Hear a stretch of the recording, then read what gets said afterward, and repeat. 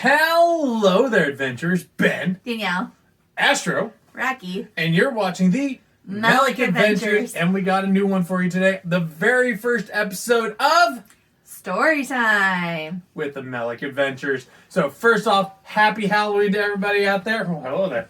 But before we get too far into it and get into the story, make sure you guys have liked the video. Subscribe. And comment down below, what do you guys think of Story Time with Melick Adventures? How do you use it? Do you just listen to it yourselves, or do you, read it to your kids, I guess? But first... Intro? That way.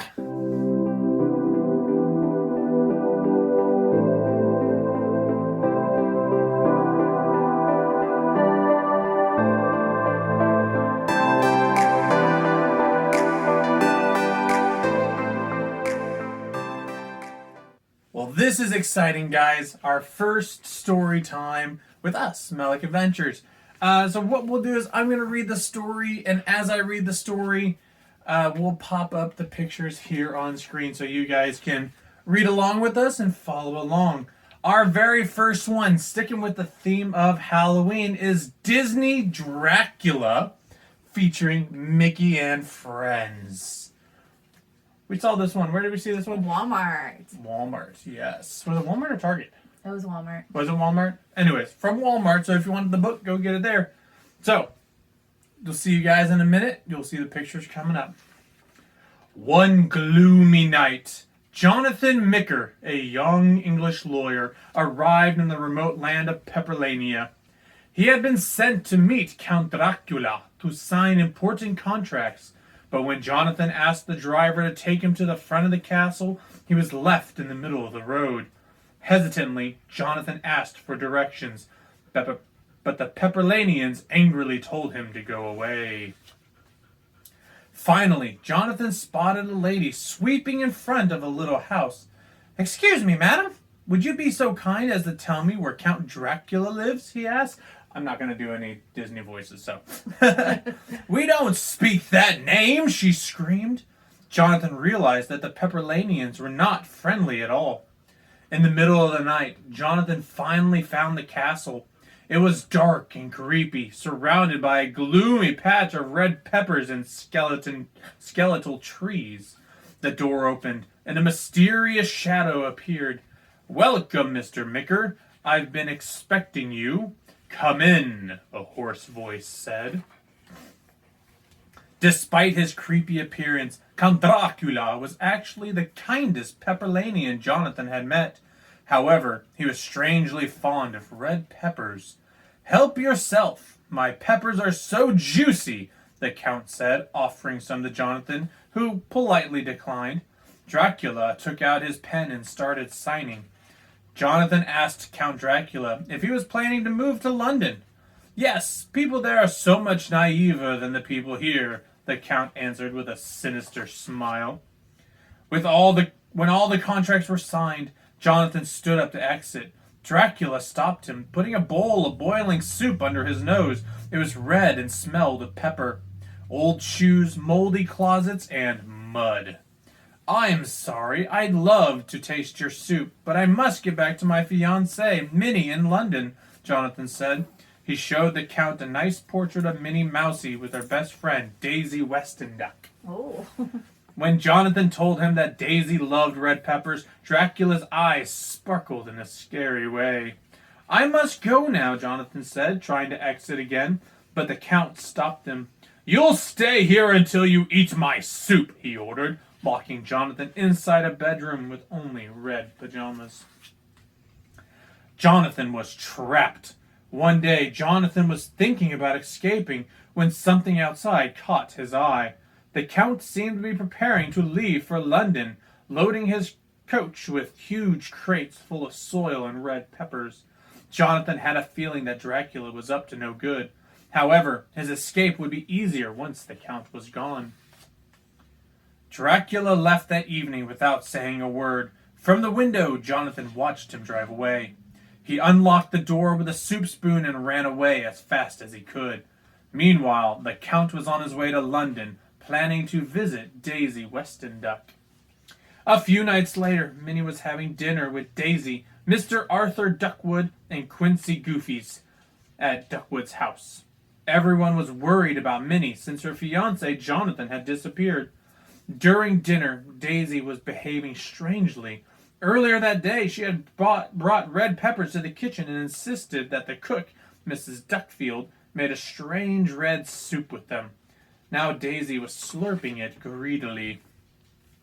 "What's wrong with her?" Arthur whispered to Minnie. "That broth smells like stinky feet." Minnie didn't know what was happening to her friend.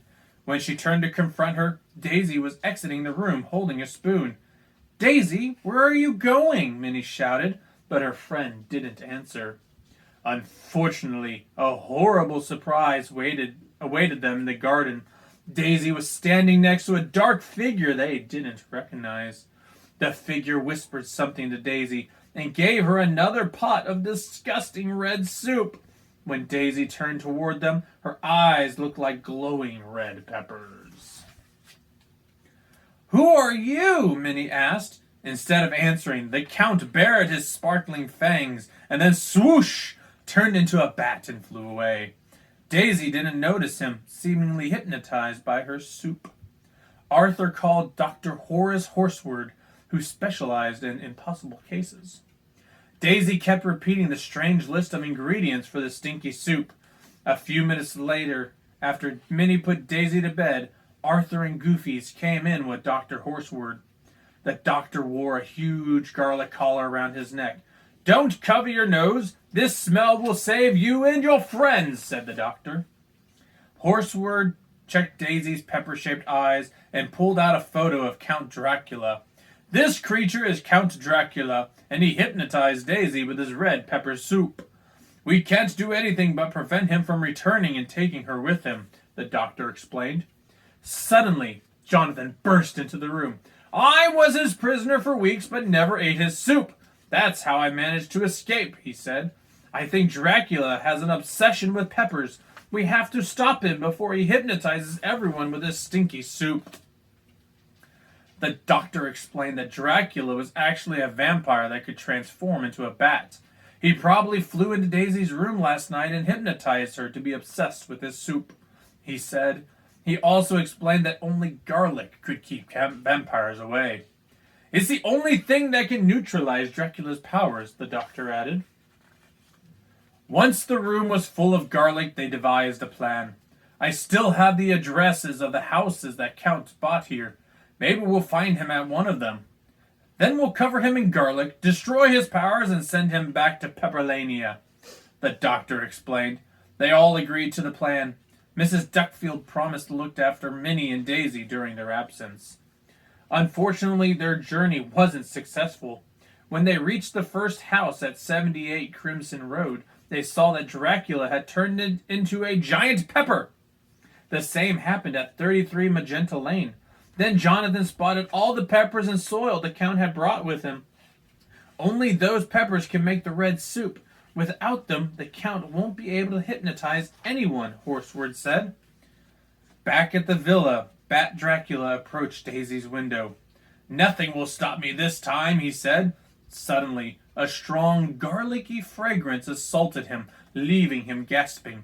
"Garlic! I hate this smell!" he screamed as he transformed back into the Count. Dracula was still determined to reach Daisy and hypnotize Minnie. When he entered the kitchen, he bumped into Mrs. Duckfield. "Excuse me, who let you in?" she scolded. Dracula was speechless. His hesitation gave her the chance to quickly wrap him in a long garlic chain. "Yuck!" he cried. "Not fair!" Upstairs, Minnie noticed that Daisy's eyes didn't look like peppers anymore. "Where am I? What's that horrendous smell?" Daisy asked, irritated. "It's the red soup you love so much. Wouldn't you like a spoonful?" Minnie asked. She was relieved when Daisy refused it. "Dracula's curse has been lifted. Garlic had saved them." Meanwhile, Jonathan, Arthur, Goofies, and the doctor hurried back to the house. They hadn't found Dracula and were worried about Minnie and Daisy. Horseward was sure that Dracula would return to take Daisy. "Faster! Faster!" Goofy shouted to the horses, as everyone held on tightly. Luckily, the heroes reached Arthur's house very quickly. They were surprised to see that the ladies had captured the Count and were celebrating with tea and sandwiches. As the doctor congratulated them, Arthur hugged Daisy. "Promise me you're never going to eat red soup again," he told her. "Don't worry, I prefer Mrs. Duckfield's garlic sandwiches," Daisy answered. Jonathan wanted to know more about Dracula's intentions. "That's simple," the Count answered. "I wanted to hypnotize everyone. If my plan had worked, the whole country would have been under my control. You ruined everything," he explained. Horseward took garlic flowers from his bag and sprinkled them on Dracula's head, making him sneeze. "My powers!" the Count screamed.